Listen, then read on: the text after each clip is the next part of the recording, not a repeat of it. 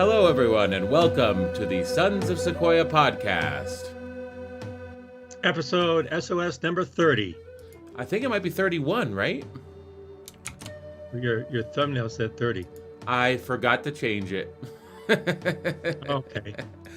Let's 31. Let's change that real quick. Change that to 31. So you know it's 31. I know it's 31. The thumbnail just doesn't say that it's 31. How does that sound? That sounds fine. Okay. Yeah, number 31. Boy, we got 30 in the book, so we're going to do a 31 here. Sounds good to me. That's good. Yeah. So today we had a conversation yesterday when I was walking. After we did a whole hour-long podcast, we had another conversation because we just can't get enough of chit-chatting, right? Yes. And this morning. Oh, go ahead. Go ahead. Say it. Well, go. You say what you're going to say, then I'll follow up. All right. I was explaining to you that when I was in school, I took a philosophy class, and I learned about ethos, pathos, and logos.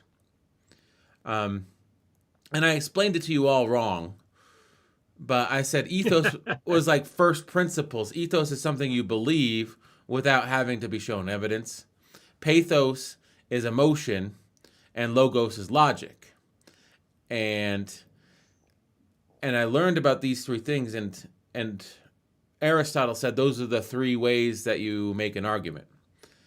You either, you have your first principles that they're built on, and then you use emotion and logic in addition to those first principles.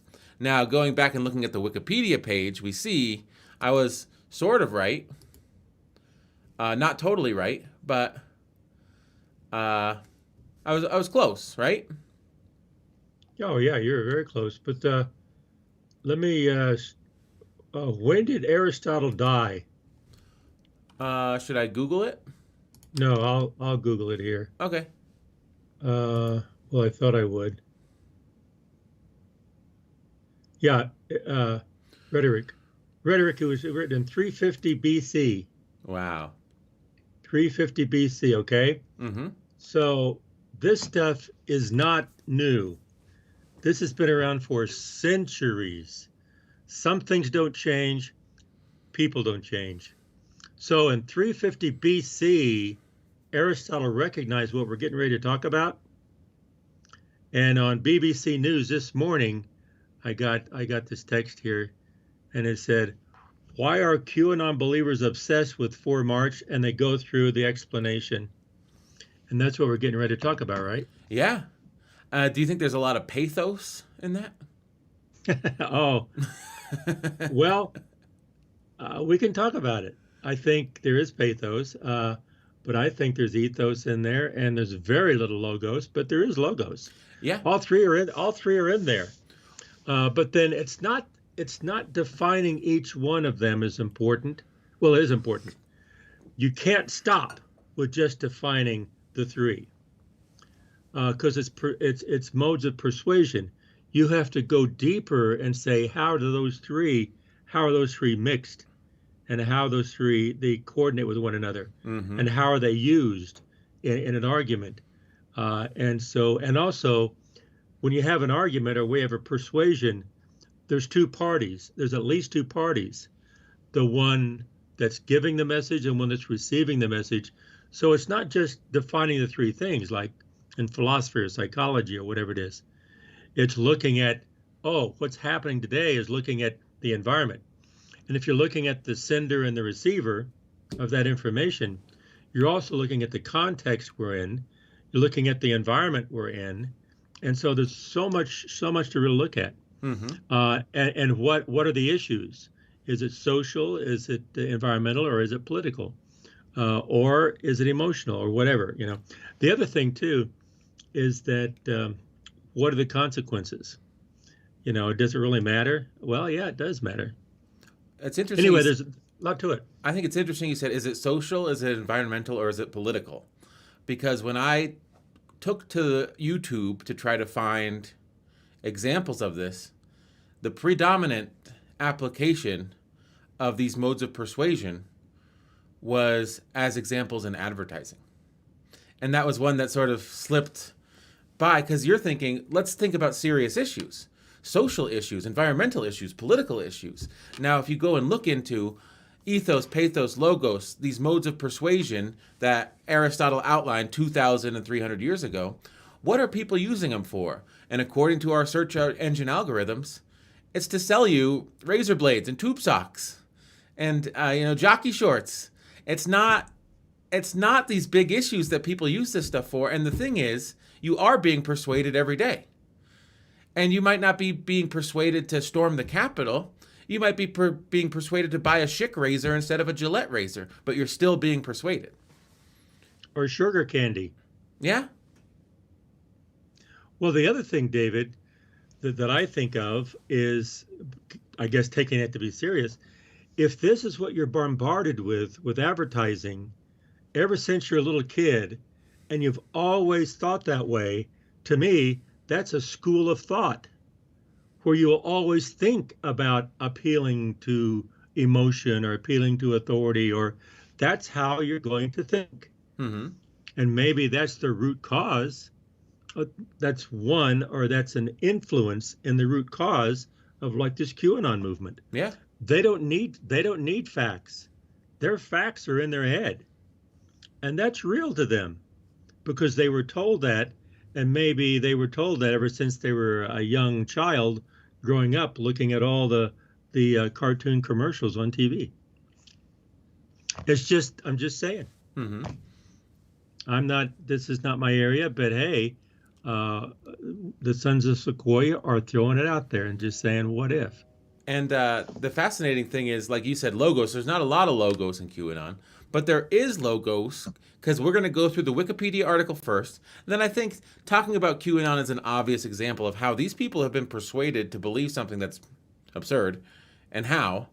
And then I just want to play, before we end today, I want to play a little clip from Vice News that I saw yesterday. I thought it was fascinating. It was about fast food in Kuwait and how everyone there is getting obese, and Vice News is trying to blame it on fast food. And they make a compelling argument. They make a persuasive argument. And I think that we can use our newly found framework of the modes of persuasion to sort of analyze the argument they're trying to make. So does that sound like a good structure for this next hour or so? Oh, yeah, that sounds good. So let's get into the definitions. We're just going to use Wikipedia. I mean, we could have pulled up Aristotle's writings, but this is probably more clean. So ethos is an appeal to authority or credibility of the presenter. It is how well the presenter convinces the audience that the presenter is qualified to speak on the subject. This can be done by being a notable figure in the field in question, such as a college professor or an executive of a company whose business is related to the presenter's topic, demonstrating mastery of the terminology of the field, or being introduced by or producing bona fides from established authorities. So let's talk about some examples of that. Well, the obvious is the President of the United States. Yes, but also... And they've been saying words matter. Words matter from your office. But also a college professor. So someone can walk in.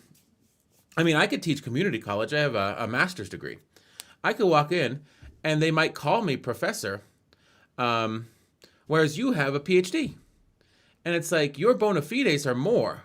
But to an undergrad, to an 18-year-old kid that just graduated high school, if I walked in a shirt and tie with a briefcase and I started teaching material, they wouldn't really see much of a distinction aside from maybe age between you and I, right? Despite the fact that you do have more credibility. Now, if you were to publish and send in something to a journal, they say, this guy only has a master's degree. Your bona fides may actually carry you a little further, where they would, I think, examine your words a little closer because you do have more credentials than I do. Does that make sense in terms of like appeal to ethos? For people who understand the differences, but students don't. No, but like I said, That's a good point. A peer-reviewed journal may. And if I submitted the same article as you, would you be more likely to get your article published because you have a PhD at the end of your title? Yes. I feel like people in the know will say, oh, this is coming from a PhD, not just an MBA.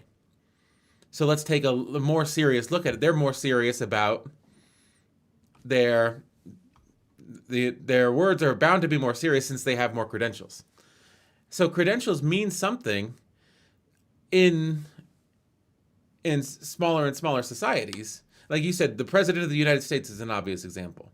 That person, you could be top of the food chain in terms of, you could be Jeff Bezos or someone, or you could have more academic accolades than anyone, or you could be in poverty or have never graduated high school. So, you could be the richest man, the poorest man, the most educated, the least educated. Almost all of them understand that the president is the head of the U.S. government and the United States is a powerful country. So that lends you credibility by being the president. Now, there are some arcane qualifications that will lend you credibility in small circles. Like, do you know what a CCNA is? No. Let's look it up. A CCNA is a Cisco certified network associate administrator, I believe. Yeah, I've heard of that. That's a certification that Cisco gives, and it's pretty high. Oh, yeah. It has been equated with a PhD in that area. Sort of, yeah. It's kind of like a PhD in the internet, in the hardware of the internet. Does that make sense?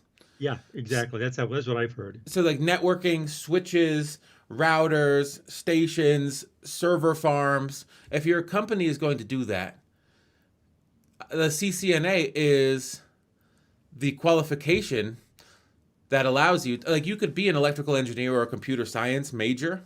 It's sort of like a professional degree, like a law degree for a systems administrator. Does that make sense? Like if you're going to administer a company's IT infrastructure, you could be an electrical engineer or a computer science major, but the professional degree would be the CCNA. Well, you're talking about publications. If you're doing research in a certain area, like a technical area, and you have done this research and you write this paper, well, that paper, you know exactly what goes in there. You wrote it. Mm-hmm. And so you're the CCNA of that paper. Yeah. I guess what I'm saying is the plugging, network cables into network switches and designing a server farm to minimize electrical output, to maximize throughput, to handle any data spikes that may occur for your corporation, internally and externally. A CCNA is more equipped to handle that than a PhD in electrical engineering because they've studied that narrow. That. Yeah. They probably don't know everything electrical engineering. A PhD in EE is. Yes. They don't know all the other stuff, but they know that really well. But in the broader society, you tell someone, well, what's your education? Oh, I have a PhD in electrical engineering. Like, ooh, that's exciting. But if you told the average person, even an educated person, I have a master's degree in computer science and a CCNA, the CCNA is like, oh, you're a certified nurse's assistant? Like, you work at a nursing home? Like, or you work in a hospital? It's not as prestigious as a PhD, right? So if a CCNA is like, oh, your home network is all messed up, you need to move your router here. And it's like, well, I listen to this guy. He's got a PhD in electrical engineering. And it's like, no, the CCNA probably knows better than the electrical engineer does. So I guess the appeal to authority, your authority only extends, like you said, as far as the people understand what authority you have. Does that make sense? Like you got to know your audience. So if your audience doesn't know that you have the authority, then you can't make a persuasive argument based on ethos. Yeah, well, you can turn that around too. If the people don't really understand the extent of your authority and you have authority, then you can sell that authority in areas that you are not proficient in. I think that happens a lot. That's the danger. It happens a lot. It happens a lot. I think years ago, like the old snake oil salesman of the 1800s ago, I'm so-and-so and Wilbur, blah, blah, blah, Esquire.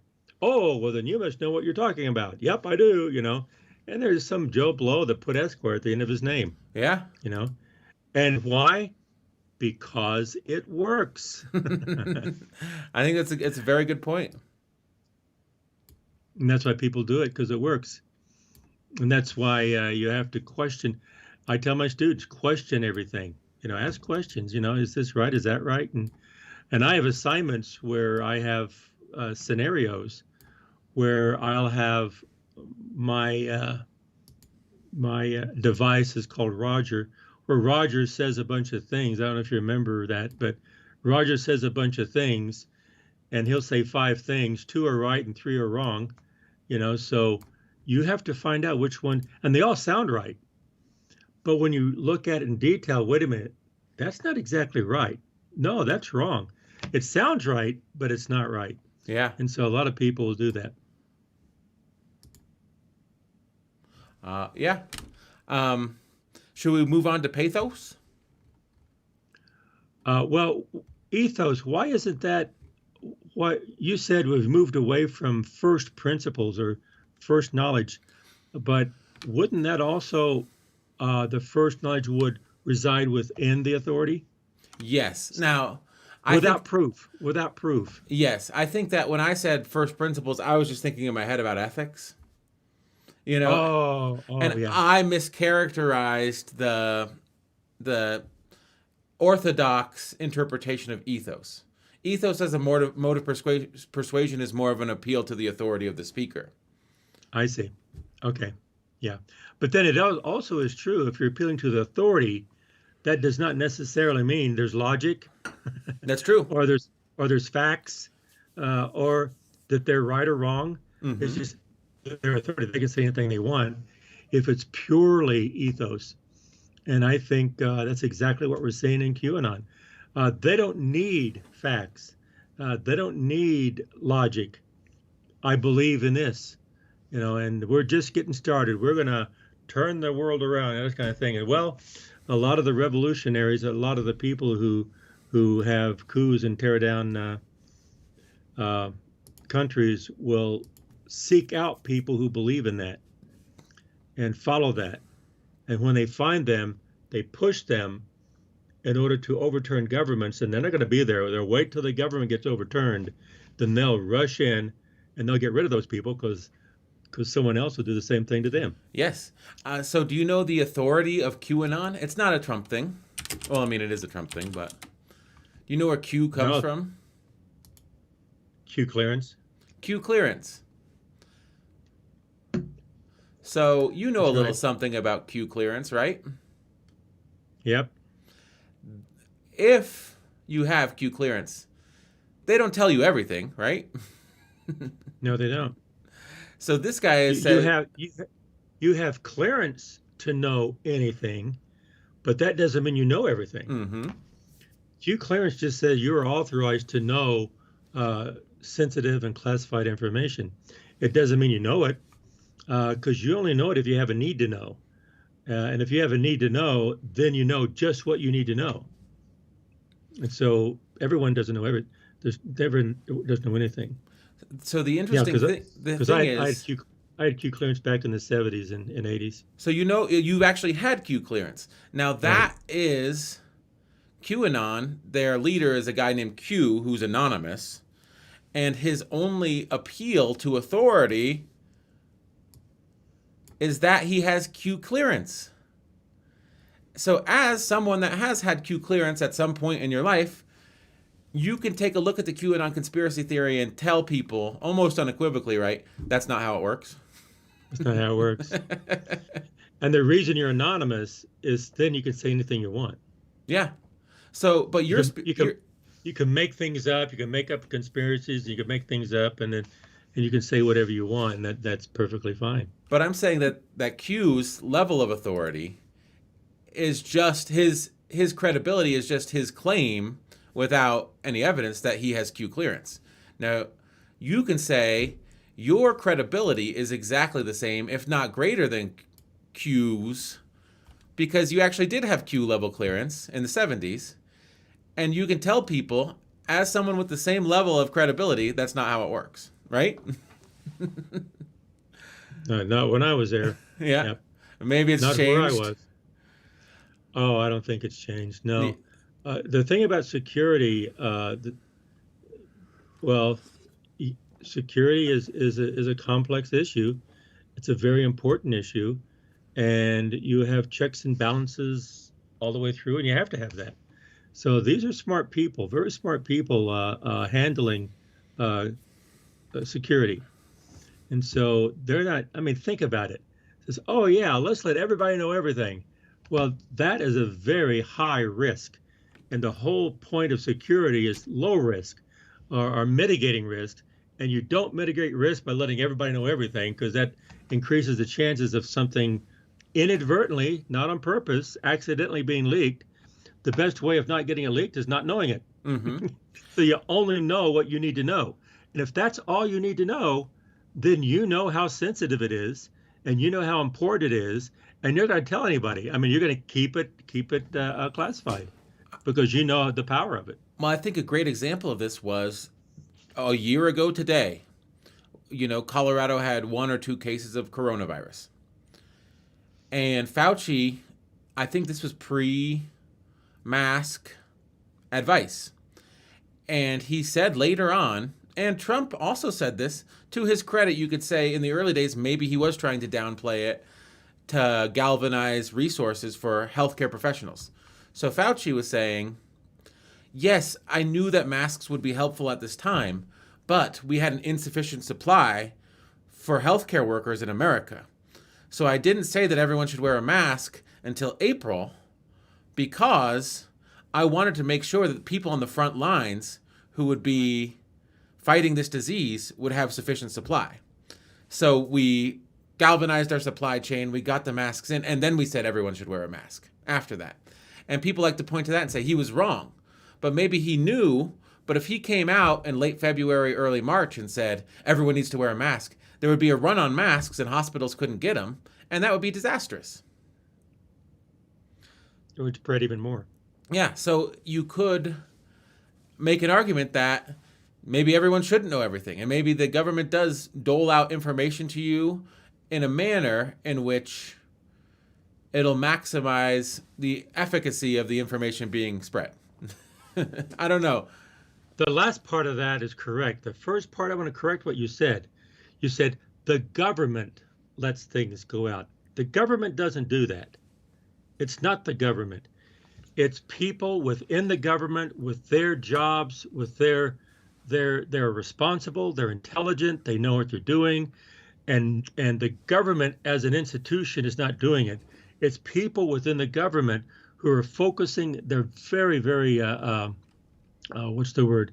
They're responsible, very responsible people, very intelligent. They know what they're doing. They know their job, and they're going to be very careful to do their job correctly.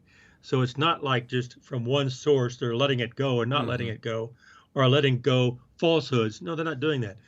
It's individuals doing that that they know what they're doing. They're experts at that. And so people, the QAnon who believe the falsehoods without proof, I'm sure they have a job somewhere. They've done something in their childhood, something that they know more than anyone else. Would someone come in and tell them, "Oh, you don't know what you're talking about?" And says, "Yes, I do. I lived it." Well, that's what's happening.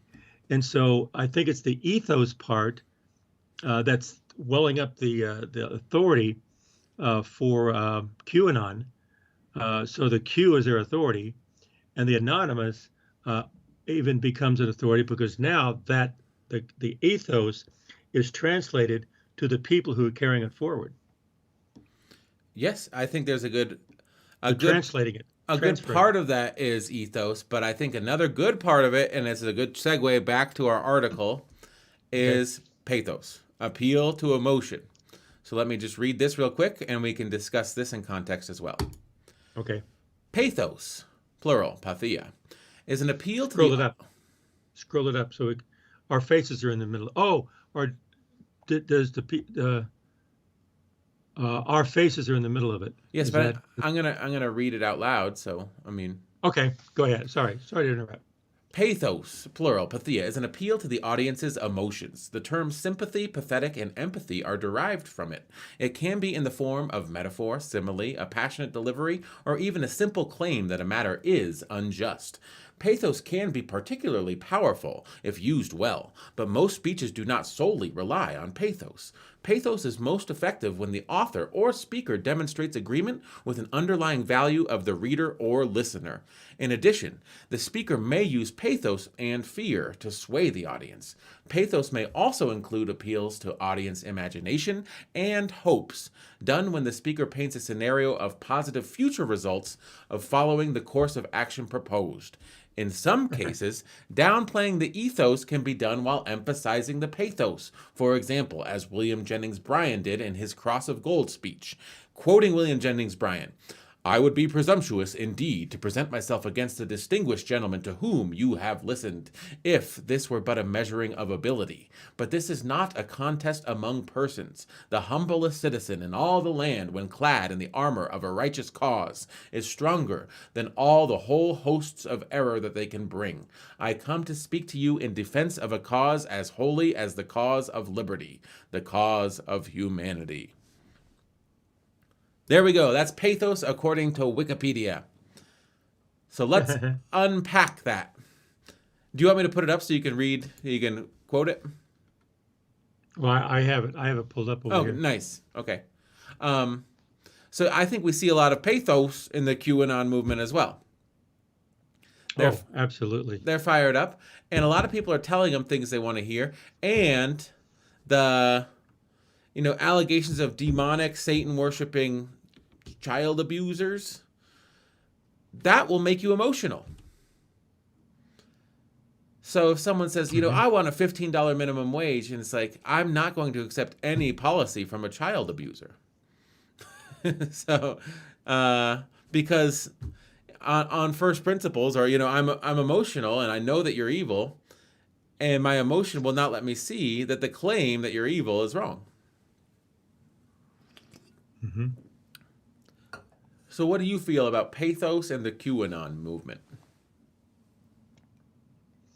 Well, I think the key in the pathos, when you talk about emotion, and I think, and here it's interesting that they do say that the pathos can undermine the ethos, and that's really true.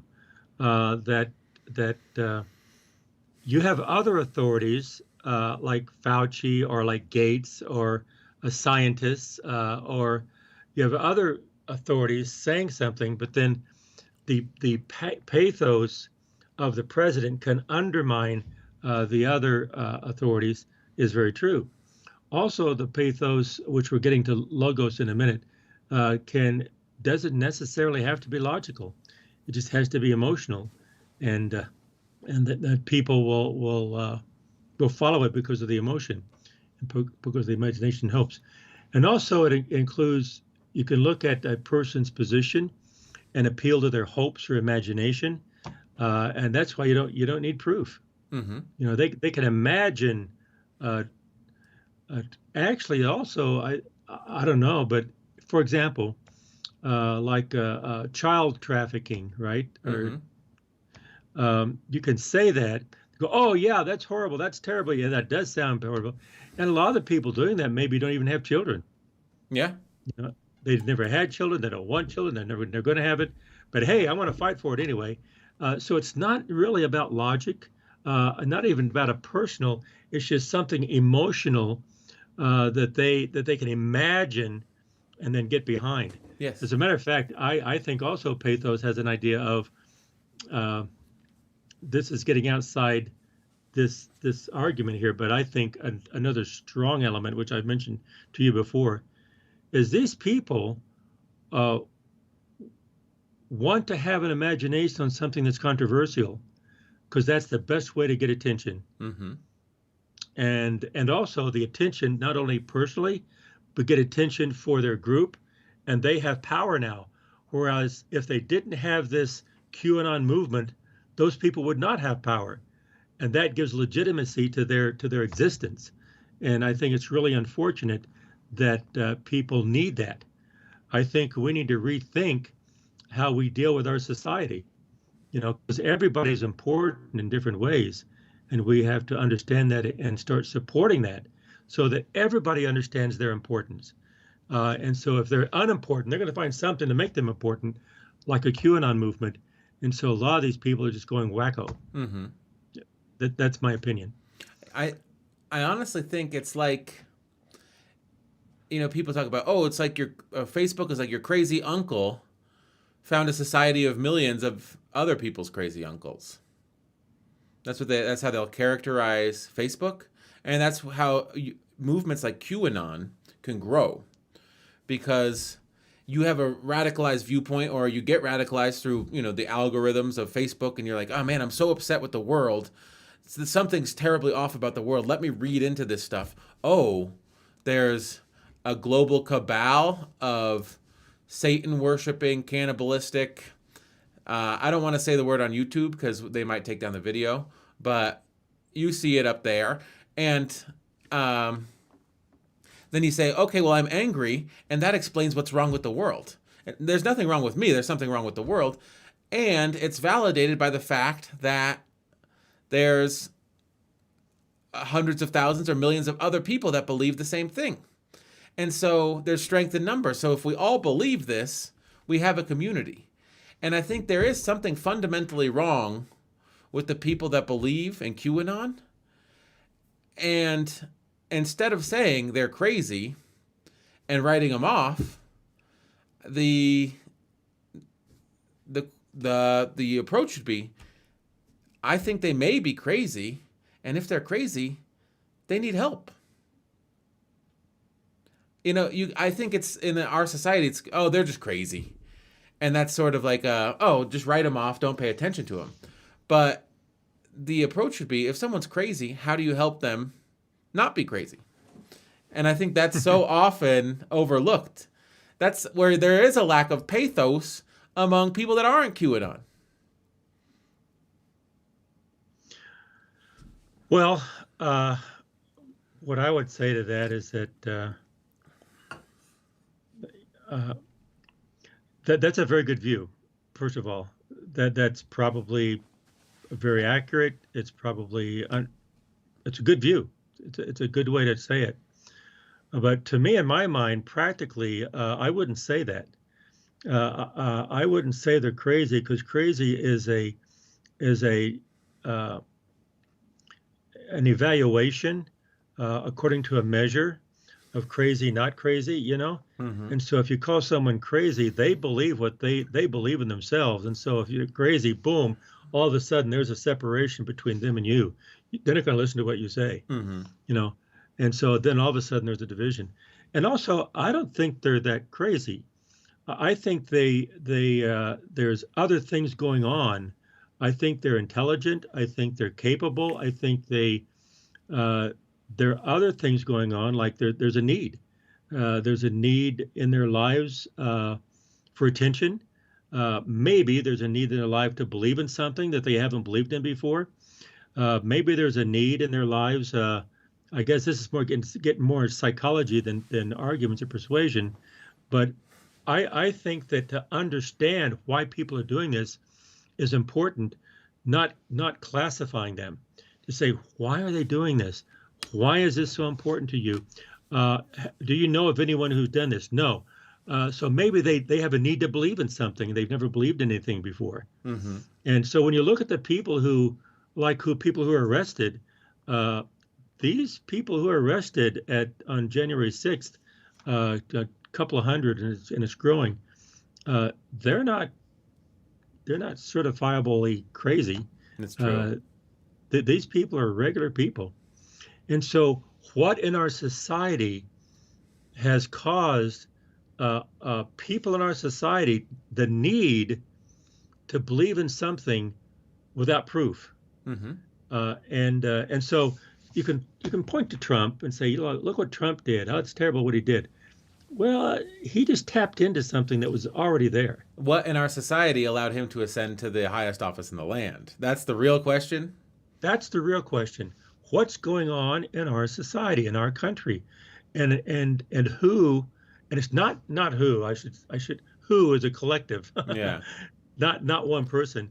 But he tapped into something that exists, And I think that that heretofore it hasn't been tapped into, and he did tap into it. So what's going on in our society that need, and probably multiple needs, that has grown and grown and grown, and maybe the pandemic Mm-hmm. isolationism has brought it to the surface. It's always been there, and it may always be there. It's just part of human nature, but it's brought it to the surface, and boom, he tapped into it. Okay, and maybe this last year it grew out of control. Okay, I think you're right. I think I'm probably wrong when you say these QAnon people are not crazy. I sort of think about it like if you believe crazy things, you're crazy, but that's not necessarily true.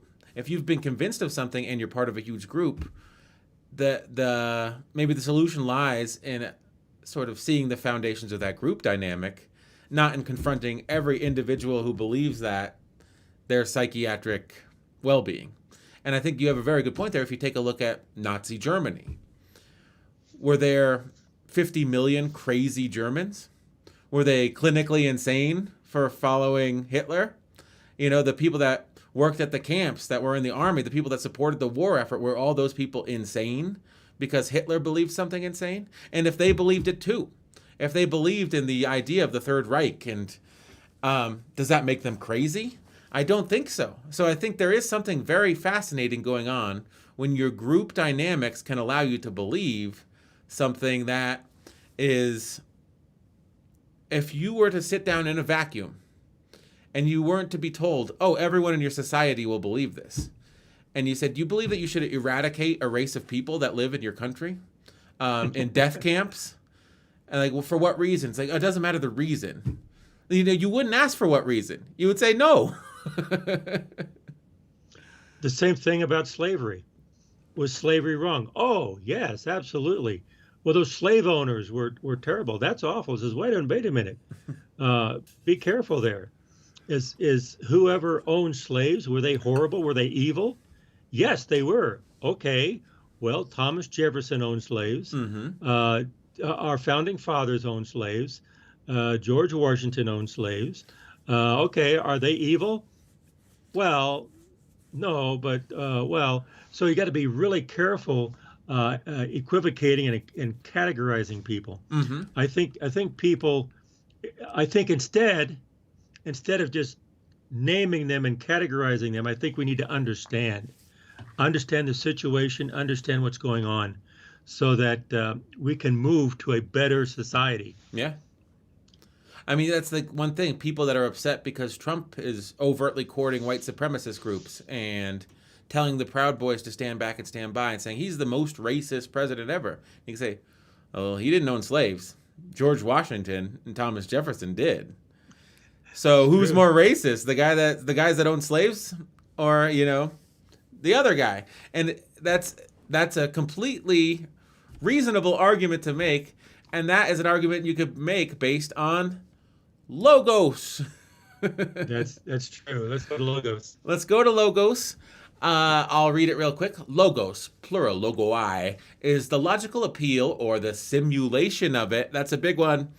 And the term logic is Ooh. derived from it. It is normally used to describe facts and figures that support the speaker's claims or thesis. Having a logos appeal also enhances the ethos because information makes the speaker look knowledgeable and prepared to his or her audience. However, the data can be confusing and thus confuse the audience. Logos can also be misleading or inaccurate, however meaningful it may seem to the subject at hand. In some cases, inaccurate, falsified, or miscontextualized data can even be used to enact a pathos effect. Such is the case with casualty numbers, which, while not necessarily falsified, may include minor casualties or injuries that are equated with death in the mind of an audience and therefore can evoke the same effect as a death toll. Let's unpack logos. That's, as a statistician, you dwell in the realm of logos. You say, look at me plot your forecast on a linear line, and you should schedule your production to be this because I've used math to sort of estimate what your demand will be next year, and your production should equal your demand. And there's no pathos in that. There's no, you should do this because it's the right thing to do. I mean, you could actually apply pathos to that. So it's like last year or 3 years ago, you sold 10 widgets. 2 years ago, you sold 20. Last year, you sold 30. It stands to reason that this year you'll sell 40. So you should make 40 widgets to sell because you're selling 10 more every year. That's logos, right? Yes. Now, if someone's like, well, last year we made 30 and it worked out for us, so why don't we make 30 again? And you're saying, because you're getting 10 more demand every year, you should make 40 this year. So I don't know. Now, if you said, listen to me. I have a PhD in statistics, and I can tell you that if you make 40, you're going to be so happy. When 40 customers walk through that door and buy all 40 that you make, you're going to be able to take your wife out to dinner, buy her a new dress, maybe even buy her some jewelry because you're selling 10 extra widgets this year. And he says, well, I like the sound of that. Let's beef up our production line and make 40 this year. That's using pathos in addition to logos, right? That's right. And to justify your logos. Yeah. Well, another example is in statistics. That's just forecasting. Mm-hmm. But in statistics, test of hypothesis. Because people have hypotheses all the time. They do an experiment, take a sample, and that sample then supports their thesis or hypothesis, or doesn't support it. But the question is that's a very slippery slope. That it's kind of like it should be handled only by statisticians who understand the intricacies of that approach. In other words, how is the sample taken? Mm-hmm. Was it a biased sample? Is it a sample of one? A sample of one sometimes has more power in society than the measuring the whole population, because of the pathos. Pathos. There's a thing. Can I look it up real quick? You can keep talking. I want to look it up. It's an effect where the more people die, the less people care. It's a thing. There's a name for it. That sounds like more psychology, where you get numb to it. But what I'm talking about is that suppose you had a wrong sample. A sample of one. Who was I forget his name? Who was the guy that there was a law passed about the who was the guy who was the man that died with that said, I can't breathe. George Floyd. There's a bill, a George Floyd bill that was passed in Congress, and so that's a sample size of one. And he had a big effect. Now, was he the only one that died at the hands of police that was a person of color? Absolutely not. It's been so many. But why did that have an effect? Okay, and so the logos say, well, wait a minute. If there's a lot of people die, maybe this is some kind of an epidemic. Mm-hmm. And so the logic there can be, the logic of one can be much more powerful than the logic of many. Yes. It's called psychic numbing. That's when the more people suffer, the less we care. Because the story of one person suffering, we can contextualize. The story of 1 million people suffering, we don't know what that looks like. And that's what you're talking about, right? Mm-hmm. Well, like when a young person sees a wrong being done, or they hear of a wrong, like a QAnon thing, then they're going to be very passionate about it. But an older person who has seen a lot of things come and go will say, this is just another one, you know? And so they go, no, that's not that big of a deal. Because, yeah, it may be big. It may be a big deal for now and a month or a year, even a couple of years, but it's gonna fade into something different. So that's another version of that. One of my favorite clips, and I should pull it up and I should have it on my hard drive so I could play it, because I refer to this clip all the time, was Bill Gates, do you know what I'm talking about? He's in Africa, Yes, and yes. he's working to eradicate malaria and stop, beef up food supply lines and improve general public health. And he tells his daughter, this is what we're working towards. I go to Africa and I see this girl. She's afflicted with malaria. She's 11 years old. She's walking across the street with a giant, bucket or whatever to get water to bring back because her mother has malaria too. And I'm looking to you know, to I see this and it breaks my heart. And it's why I do what I do. And his daughter says, so what do you do? And he's like, well, I'm donating $500 million to, put malaria nets throughout all the areas that are affected. I'm sending consultants to teach best practices to stop the spread of malaria. And we think we can reduce the disease by 80%. And his daughter says, no. And save And save hundreds of millions. thousands and millions of people. And his daughter says, no, what did you do for that little girl? You saw that little girl suffering walking across the street. What did you do for her? And he was stumped. He's like, I didn't do anything for her. I'm trying to address the bigger problem. But when you start the story and say someone was suffering and I'm trying to work on that problem, they say, well, that problem is that one person's suffering. But the thing is, if Bill Gates devoted all of his energy to that one girl, he might not be able to save millions of lives. But that's the way people think. That's pathos, I think. So the logos, Bill Gates is all logos. Bill Gates is, if I use my wealth, I can affect this problem at scale.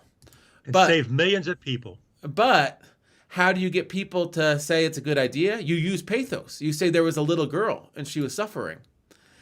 And then people will say, well, why don't you help that little girl then? And you say, because it's actually my job to help everyone. It's fascinating. I want to pull that clip because it's a great illustration of pathos versus logos. Yeah, it's very revealing. So you're saying, oh, well, who's right? The little girl or Gates or Gates's daughter? Well, they're both right. They're just at different perspectives. Mm-hmm. Yeah. Help the little girl. But also help millions of people too. Yeah. It's not one or the other. If you help the little girl without helping millions, that's okay. If you help millions without helping a little girl, that's okay. If you help both of them, that's okay. That's even better.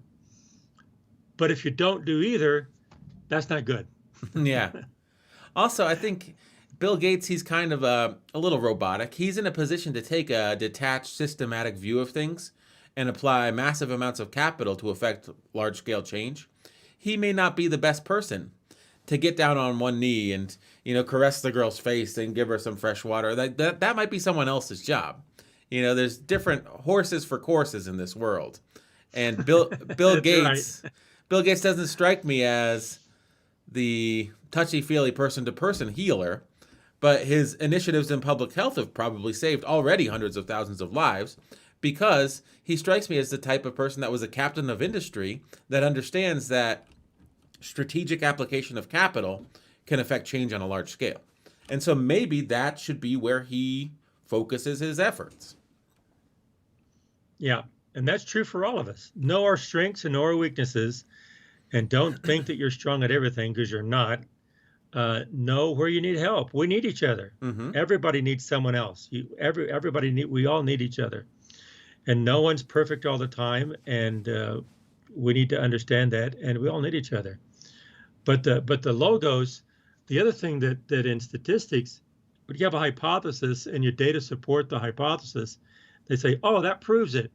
It doesn't prove it, especially if you only have a sample. So what they do is that they state the cases of statistics, okay, the situation and here's a hypothesis and level of significance, and here's a sample and here's a distribution. So then they say, therefore, the inference, they're inferring that this sample supports this hypothesis. That doesn't prove it. It just supports it so you have a stronger argument. And so to a statistician, they totally understand that. So therefore, it's statistically significant, just at a level of significance. That's not a proof. Mm-hmm. And so the proof is more deductive logic. And when you have these kinds of arguments, they're inductive logic, and that escapes persuasion. That is not something that should be part of persuasion, Mm-hmm. but people use that all the time. The statistics say this. Well, the statistics are not a person, and you got to be careful with those kinds of uh, that type of logic and persuasion, because you can use that to. That's why in a court of law, you can have some of the statistics says that the defendant is guilty, and then the next one says the same statistics say that the defendant is not guilty. How can that be? Because it's all interpretation of the data, and it's very true. And I even demonstrate that in my classes. It's like people say, more people died of heart disease than of coronavirus. So why are we taking all these measures to stop coronavirus? And it's like, that doesn't mean that 500,000 people didn't die of coronavirus when 0 died in 2019. And you could also say, and I guess it works the other way, coronavirus has killed more people than in World War II. And it's like, oh, wow. Well, that means that does that mean that we need to keep focusing on combating coronavirus? Or does that mean we should start World War III because we already have something that's killing more people than World War II? Why don't we go out and get some stuff for ourselves, You could look at it that way. If you use that as a benchmark. Oh, more people died of coronavirus in 2020 than in all of World War II.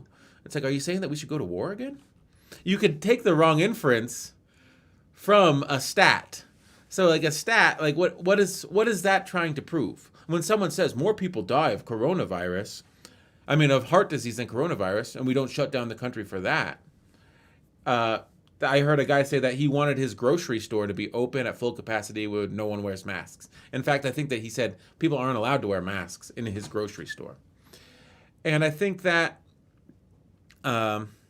his argument was dumb because I can't catch heart disease from someone at the grocery store. I'd have to go to the grocery store and buy bacon and eggs and frying grease and cook it my whole life to get heart disease from the grocery store. I could get coronavirus in one trip to the grocery store if no one's wearing masks. But yeah.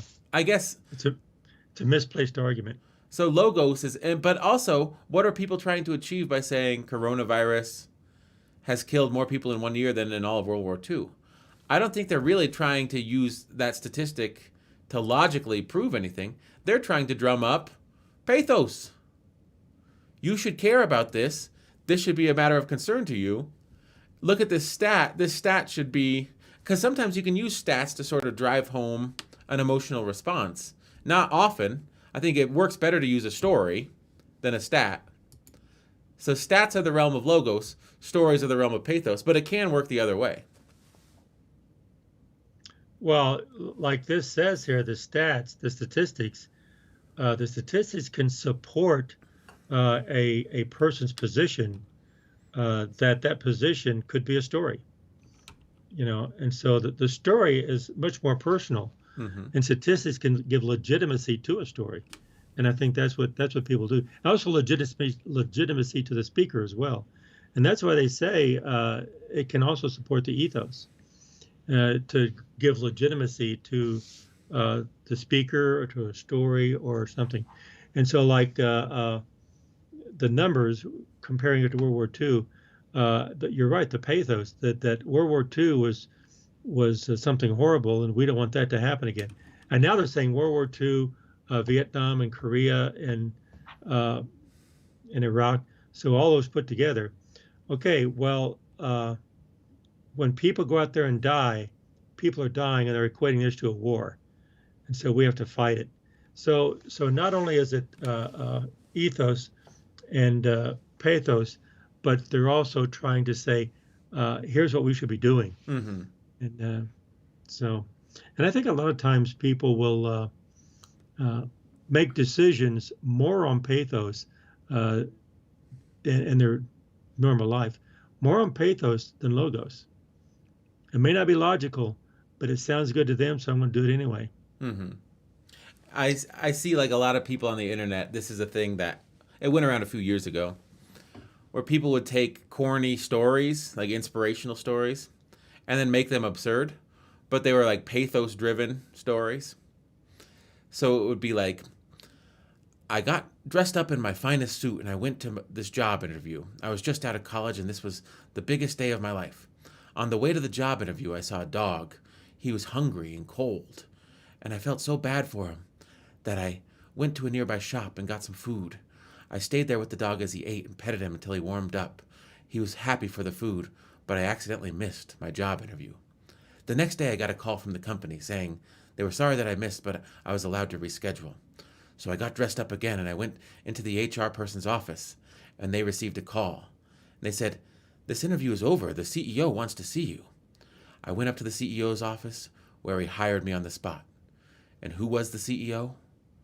The CEO was that dog I met in the street the day before. Never underestimate anyone, because they might be the one that's the key to your success. That's like using pathos. You know, it's like, oh, wow, this act of kindness pays off because the dog was the CEO of the company. And it's like, you could tell that story. I mean, that story's been told a million ways to, you know, I met someone in the elevator, or someone cut me off and I flipped them off and said, "Hey, screw you, buddy." And then I go and then they're the ones at the interview, and it's like, always be nice to everyone because you never know who's going to hold the keys to your... But stories like that, they can influence people's behavior if you told it real, if it wasn't just farcical. You know? Like, this guy had a flat tire and I helped him fix it. And the next day I went to my job interview and he was the president of the company and he hired me. You know? That type of thing.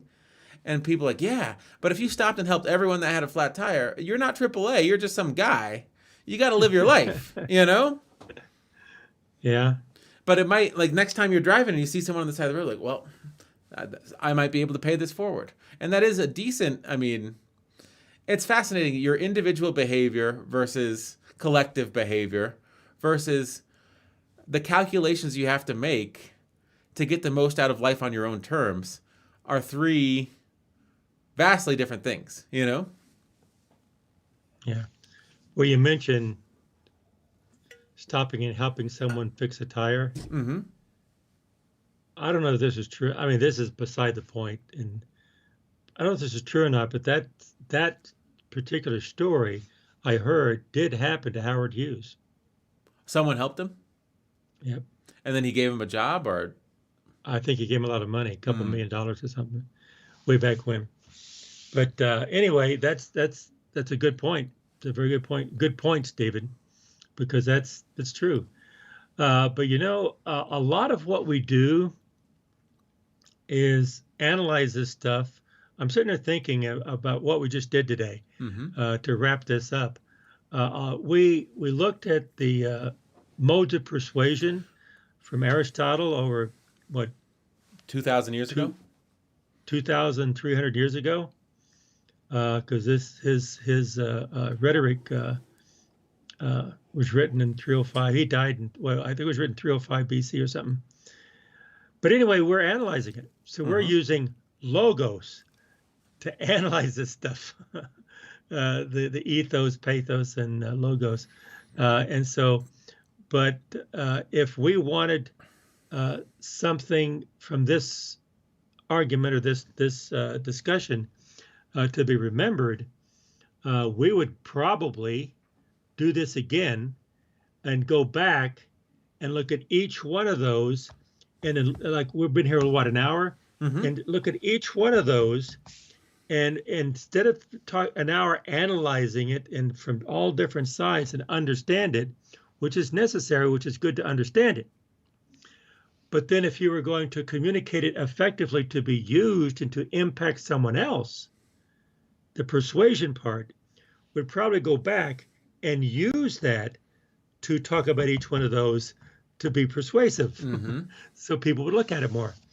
And I think the best way, which we've heard, is appeal to authority. Say, we know what we're talking about, whether we do or not. Appeal to it. Use the logic, logos, to say, and here's why it's important. But in it, what's important, to create a story that really addresses the pathos. And we could tell a story on each one of those to make it impactful so people can move forward. And not just with what's happening in our society or in politics or in our lives, but in everything. Mm-hmm. And I think it has to be a school of thought or a school of responsibility for our educational system to teach children not to memorize. Here's another soapbox as we're leaving. K through 12 equates intelligence with memorization. K through 12 does not necessarily teach students to think for themselves. Therefore, how do they learn to think for themselves? Through TV, Mm-hmm. through advertising, through society, through games. And that logic is, we've already seen, is appeal to authority and ethos and not necessarily logic at all, the way they do it. So I think, to me, I think it's an indictment on a K through 12 education for one reason or the other, and a lot of different reasons that are moving in this direction, that we don't teach students to understand the different levels of persuasion and how it's used on them. And they can be manipulated. And the question to these young people, are you being manipulated? And I think it should start in the first, second, third grades.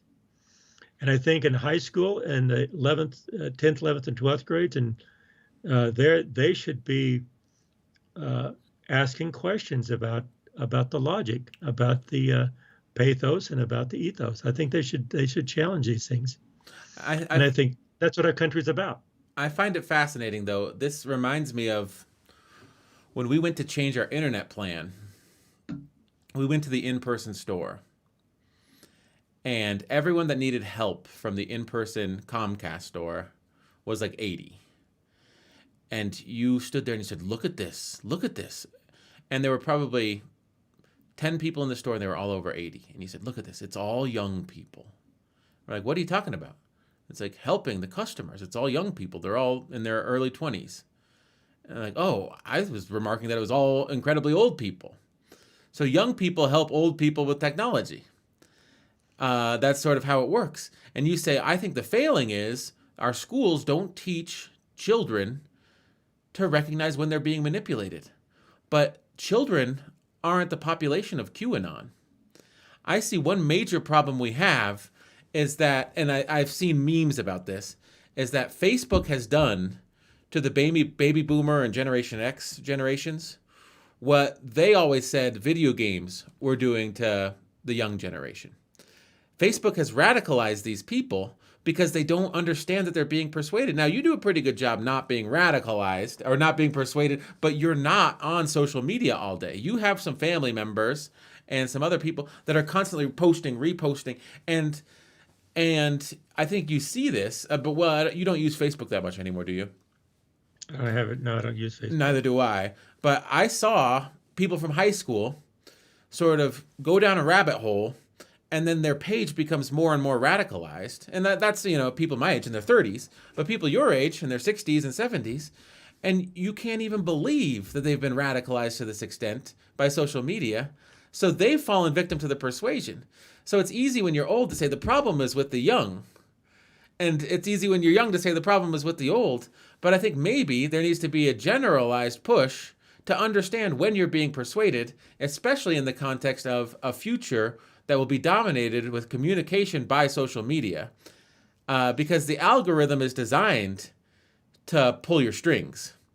And so I think that teaching people to take a step back and think, like you said, teaching children to think, not just to memorize, is a good piece of advice, not just for K through 12 students. It's a good piece of advice for people in their 20s, in their 30s, in their 40s, in their 50s, in their 60s, in their 70s, to realize this piece of content that I'm seeing was delivered to me for a reason.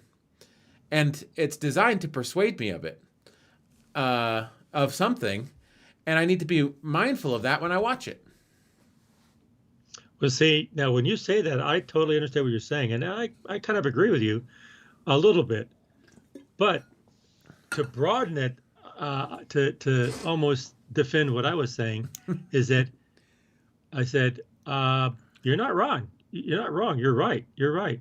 Yeah, the 80-year-olds and actually the 20, 30, 40, 50, 60, 70, 80, yeah, they fall victim to this type of logic. But in my mind, I'm saying they are products of the K through 12 education.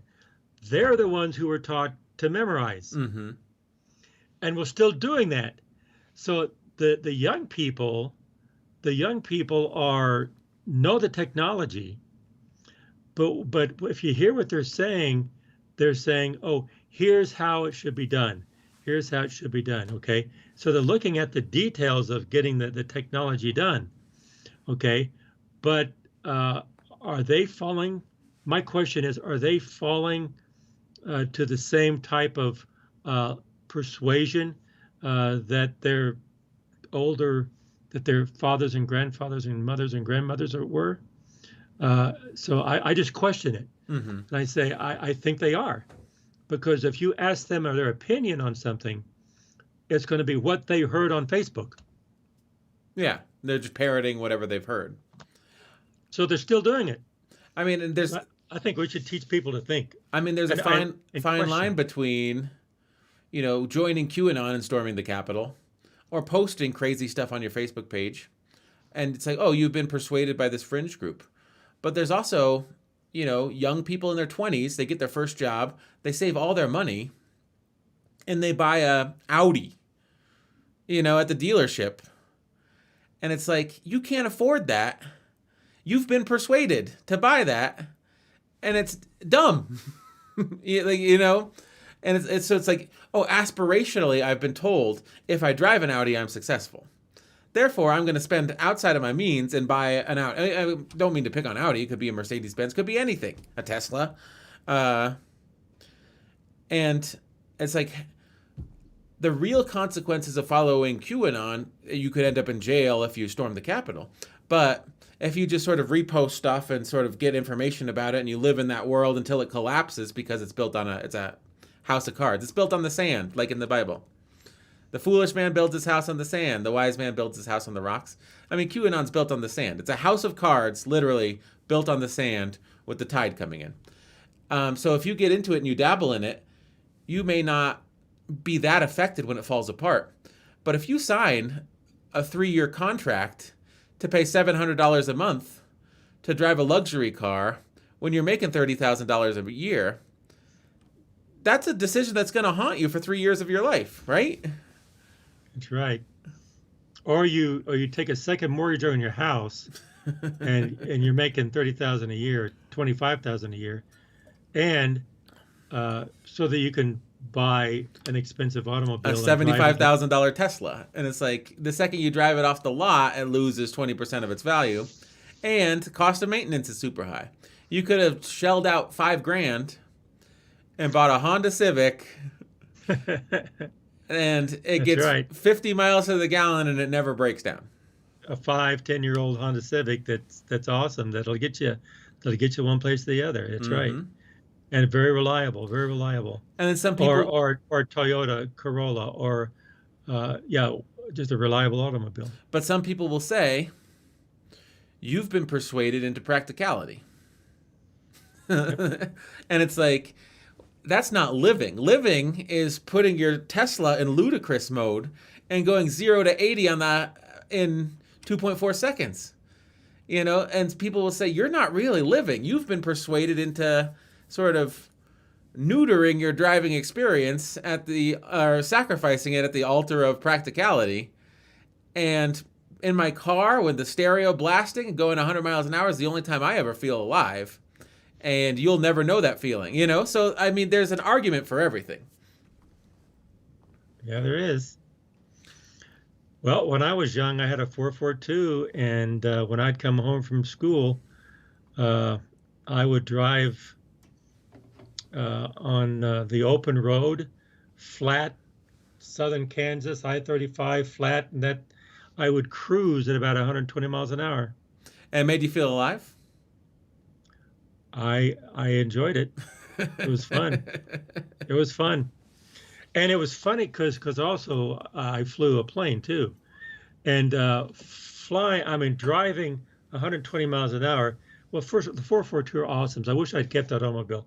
You know, just driving and you'd see the. I don't want to tell these stories. I guess we need to quit. But I see a bridge coming, right? Mm-hmm. And that bridge is way out there. So, oh, here comes a bridge.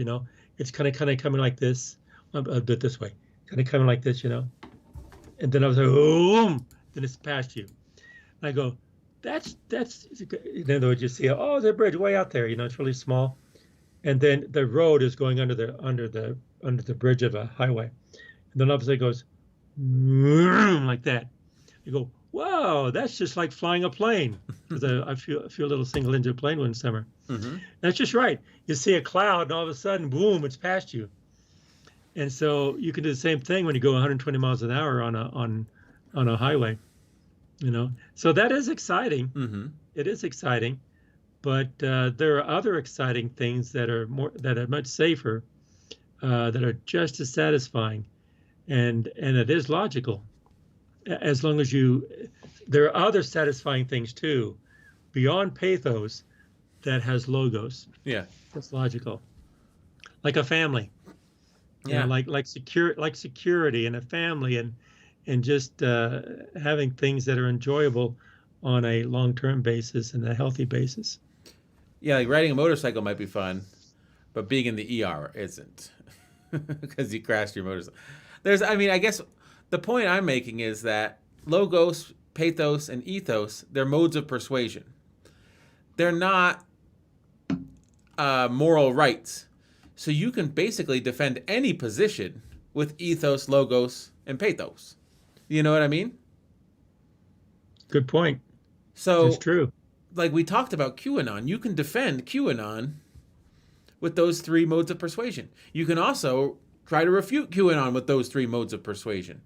And like you said, I think that one thing that's sort of a good rule of thumb is to understand when people are employing those and say, oh, he's using pathos to make his argument. But where do I stand on this issue? And will I be emotionally swayed? He's using logos to make his argument, but do I find his logic persuasive, or do I feel like the first principles from which it comes are misleading? I think that analyzing arguments like that is always a good way to approach it, as opposed to just sort of taking someone's word for it. I agree. So I think I think that's children need to be taught to think. Mm-hmm. Think for themselves, analyze things, get to the root problem, understand themselves, what's right for you, because what's right for me is not right for someone else. Mm-hmm. And I think that people need to make their own decisions. They should have the freedom and the right to make their decisions, as long as it doesn't hurt someone else. Yeah. And I think that's like our founding fathers had this experiment of letting we the people. That was an experiment, because that's not how countries were run back then. Mm-hmm. It was from top down. You have a leader. This leader is the authority. And so they're saying, let's have an experiment where the people become the authority. Let the people say what needs to be done. And so that's a fascinating approach, as long as the people understand that they can be swayed by persuasion. Mm-hmm. And a lot of the philosophers have addressed that. So we could get into philosophy. Mm-hmm. They've addressed that whoa, when these people, they can be swayed. But then the counter argument is, well, so can leaders. They can be persuaded. Yeah. And it's easier to sway one person, like power corrupts kind of thing, than swaying a whole nation. And so anyway, but along as far as that whole nation was successful, is freedom of speech and freedom of the press. That's essential. Mm-hmm. And separation of church and state, because the religious will focus on the pathos more than the ethos and logos. They'll use ethos, but they use the pathos to support that. I mean, that's why they have the cross as a symbol, because that's all pathos. Mm-hmm. But also ethos, it's like the church is the ultimate ethos. It's God. It's like you could be high chairman, commander of the world. You're still under God, according to the church. So the authority comes from God, and that's the ultimate ethos. But I think we've really solved all the world's problems in this last hour and 15 minutes. I think that this... we could go on. We could. We could go on. It's been informative and educational for me. I think it's fascinating, like you said, that 2,300 years ago, Aristotle pointed out these three modes of persuasion, and we can still sit and talk with them 2,300 years later, after going through college, you know, getting bachelor's degrees and advanced degrees.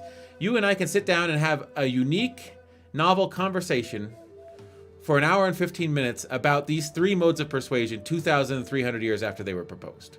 I think that's relative. That's relative to exactly what's happening today. Yes. So relevant.